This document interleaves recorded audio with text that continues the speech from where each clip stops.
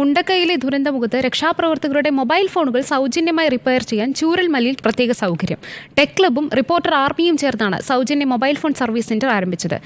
രക്ഷാപ്രവർത്തനത്തിനിടയിൽ ചെളിയിലും വെള്ളത്തിലും വീണ നിരവധി ഫോണുകളാണ് റിപ്പയർ ചെയ്യാനായി സർവീസ് സെന്ററിലേക്ക് എത്തുന്നത്. ജീവന്റെ തുടിപ്പ് തേടി ചതുപ്പിലും വെള്ളത്തിലും തിരച്ചിലിനിടെ പല രക്ഷാപ്രവർത്തകരുടെയും ഫോണുകൾ നിശ്ചലമായി. ഊണും ഉറക്കവുമില്ലാതെ രക്ഷാപ്രവർത്തനത്തിലേർപ്പെട്ട പലർക്കും ഈ ഫോണുകൾ റിപ്പയർ ചെയ്യാൻ പോലും സമയം ലഭിച്ചിട്ടില്ല.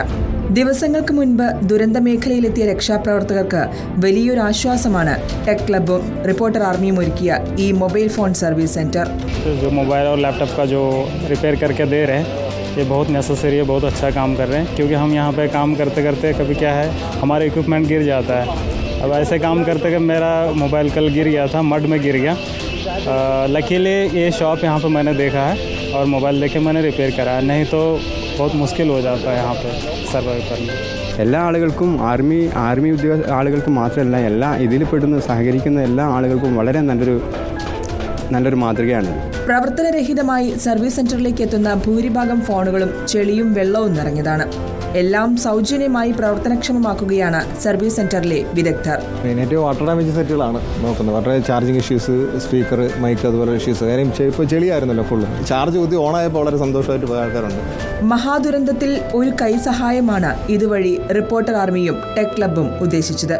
ഇപ്പോൾ അവിടെ ദുരന്തമുഖത്ത് നിൽക്കുന്ന മാധ്യമപ്രവർത്തകർ, സൈനികർ, റെസ്ക്യൂ പ്രവർത്തകർ, ഫയർഫോഴ്സ്, ഒത്തിരി ഉദ്യോഗസ്ഥന്മാരുടെ ഫോണുകൾ നഷ്ടമായെന്നും ഡിസ്പ്ലേ പോയെന്നൊക്കെ നമ്മൾ അറിഞ്ഞു.